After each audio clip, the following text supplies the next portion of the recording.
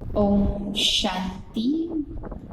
राजयोग meditation के पिछले part में आप सभी ने सुना कि परमात्मा कैसे इस धरती पे आकर के 3 कर्तव्य करते, ब्रह्मा द्वारा स्थापना, विष्णु द्वारा पालना और शंकर द्वारा विनाश। आज हम जानेंगे जब परमात्मा धरती पे आते हैं तो हमें इस मनुष्य सृष्टि का ज्ञान देते हैं कि सृष्टि के आदि मध्य अंत की कहानी क्या है। यह कहानी वे एक वृक्ष के माध्यम से देते हैं। यह एक कल्प वृक्ष है। पूरी सृष्टि की तुलना एक वृक्ष से की गई है। यह है तो एक काल्पनिक वृक्ष, सिर्फ तुलना की गई है कि जैसे एक वृक्ष में एक बीज होता है और फिर एक मोटा तना निकलता है, फिर उसके बाद अनेक तने और अनेक टालियां, अनेक पत्ते, और फिर वृक्ष के लास्ट में पुनः वही बीज दिखाई देता है और फिर वह वृक्ष सूख जाता है तो उसी बीज से दूसरा वृक्ष शुरू होता है। इसी प्रकार से यहाँ मनुष्य सृष्टि की तुलना एक वृक्ष से की गई है। इसमें जो बीज है वह है परमात्मा, निराकार शिव, जो ज्योतिर्बिंदु स्वरूप है, जो दिखाई नहीं देते, जिनकी यादगार शिवलिंग के रूप में है।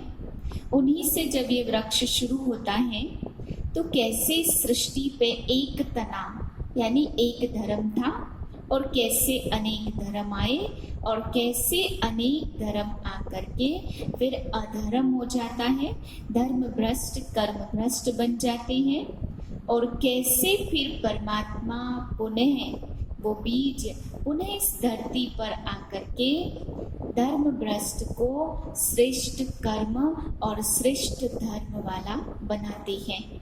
अनेक धर्मों का विनाश और एक धर्म की स्थापना करते हैं।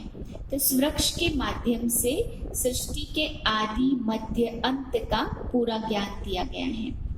सबसे नीचे ज्योतिर्बिंदु परमात्मा जो गुप्त है, जैसे बीज मिट्टी में मिल जाता ऐसे ही शिव बाबा भी गुप्त हैं।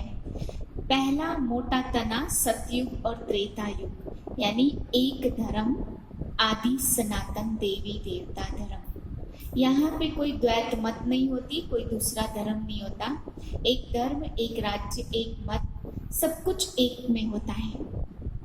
फिर जैसे ही द्वापर युग आता है तो जैसे पेड़ में भी टहनियाँ फूटती हैं, ऐसे ही द्वापर युग आते ही यह आदि सनातन देवी देवता धर्म वाले लोग अपने आप को भूल करके हिंदू कहलाने लगते हैं और भी धर्म की टहनियाँ निकल जाती, जैसे बौद्ध धर्म, इब्राहिम द्वारा इस्लाम धर्म और क्राइस्ट द्वारा क्रिश्चियन धर्म।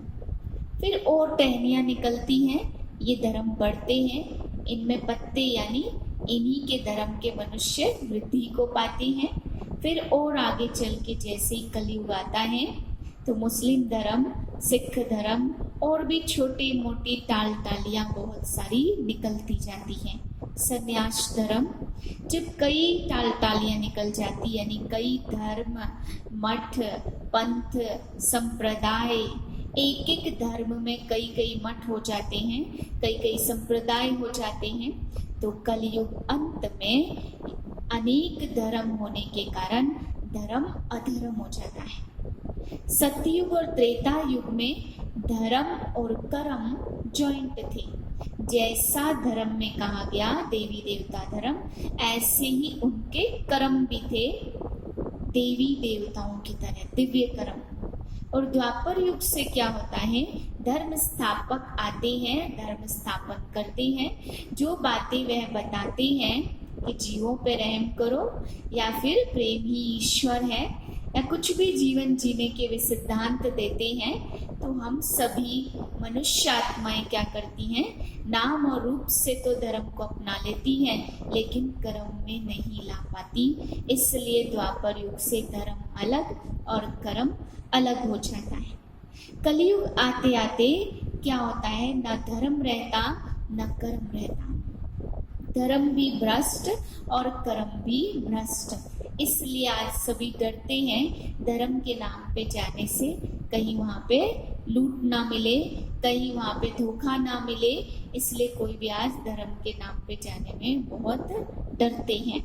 तो कलयुग अंत में जब धर्म और कर्म भ्रष्ट बन जाते हैं, तब पुनः एक बार वही बीज रूप परमात्मा ज्ञान सूर्य बन करके परम धाम से अवतरित होते हैं और इस मनुष्य सृष्टि में आकर के एक साधारण मानव तन का आधार लेकर के हमें ये धर्म कहानी बताते हैं कि कैसे सृष्टि में एक धर्म था, कैसे अनेक धर्म आए और कैसे अधर्म हो गया। यह राज समझा करके परमात्मा बताते कि अब पुनः अनेक धर्मों का विनाश और एक नई धर्म की स्थापना करने के लिए मैं अवतरित हुआ हूँ। परमात्मा के आते ही जहाँ एक तरफ वह ज्ञान दे करके पुनः वही आदि सनातन देवी देवता धर्म की स्थापना करते हैं, जिसको आर्य धर्म भी कहा, आर्य व्रत भी कहते हैं भारत को। तो आर्य माना भी सुधरे हुए और देवी देवता माना भी श्रेष्ठ, एक ही बात है। जहाँ एक तरफ इस धर्म की वे स्थापना करते हैं, वहाँ दूसरी तरफ महापरिवर्तन होता है, यानी महाप्रलय होता है, महाविनाश होता है। वह 3 तरीके से होता है।